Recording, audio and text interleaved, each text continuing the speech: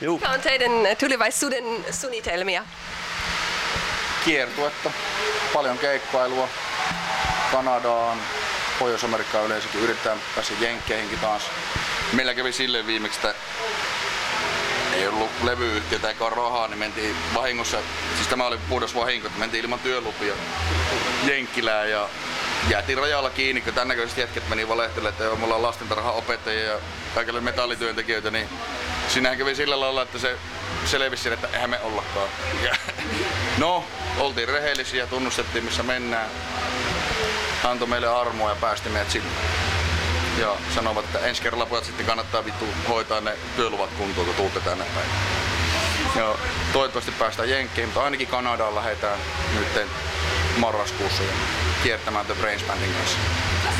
Yeah. Mistä sä tykät eniten Nikistä ja Joonista? Mä olisin just sanonut, että mä olisin tykännyt laittaa mun sormen sun perseen reikään, kun sä istut tässä, mutta Nikistä, no niin en mä nyt. No se on hyvä jätkä, se organisoi kaiken todella hyvin, se on skarppi, se on just semmonen kaveri, mikä saa aikaiseksi paljon. Ja sit mä haluan sanoa sen, mistä mä en tykkää, niin niistä se viiksestä. Mä näen oikeesti painajaisia siitä, mä joudun joskus vielä suutelee sitä tai jotain. Se on hyvä jätkä se ja hieno kitaristi. Kyllä. Ja Jouni on varmasti niinku, jollei paras, niin ainakin yksi parhaista basisteista. Mä oon soittanut monien todella hyvien basisteiden kanssa ja Jouni hakkaa ne melkein kaikki ihan mennen tulle. Plus sit kun siihen lisää vielä se lava esiintymisen ja se energia. Mä dikkaan näiden jätkien kanssa soittaa. No. Siisti. Ja Jouni, mistä sä tykät Nikistä ja Anterosta? No Anterosta, se on helvetin hieno showmies, siitä mä tykkään erityisesti. Varsinkin kun itekin on lavalla silleen heiluu kuin heinäseivässä, niin se on mukava, että nyt rumpali tulee sieltä esille kanssa. Ja soittaakin hyvin ja laulaa. Ja sitten Niki, joo tosiaan, Niki tekee niin paljon duunia bändin eteen, että ilman sitä me oltais Antero kanssa leijä paskaa. Ja sitten tosi hyvä laulaa. Niin, siinähän se on. Aika pitkälti joo. Suomen paras rockilaulaja ihan heittämällä. Ehdottomasti. Ja Niki, mistä sä tykät heidästä? No, mä en lähtenyt valitsemaan bändiin niin parhaita miehiä, vaan vitu hyviä jätkiä, jotka soittaa helvetin hienosti. Koska kaikki parhaat on kusipäitä. Niin kuin minäkin.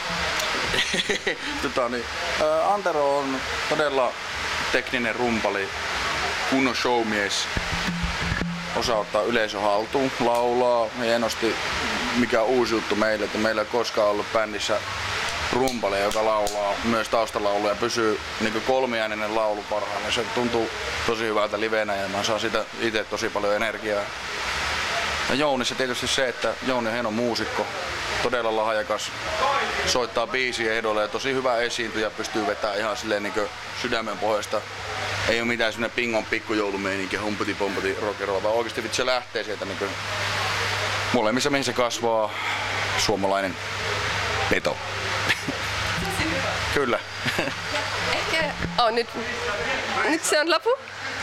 Okei, yksi vielä. Yksi juttu vielä.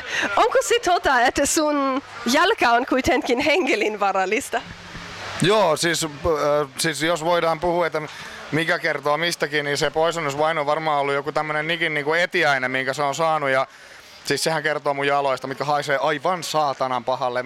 Ja tuossa äsken jo, mä en nyt laita enää sua välttämättä haistamaan sitä, mutta sä kerran sitä, sä oot rohkea tyttö oikeesti. Mä kunnioitan sua, koska sä uskallat tommosen jutun tehdä ja sä oot vieläkin pystyssä, niin perkeleen kova juttu. Okay. Ja tämä on Brains Bandi, ihana bändi. Moikka! Te voitte you can say hello to the camera. Hey, what's up? Brains! Hi! Really great gig, guys. Thank you. Thank you guys. Yeah, and thank you very much, Flash Roxon. Paljon kiitoksia ja moi moi Music Interview Cornerista.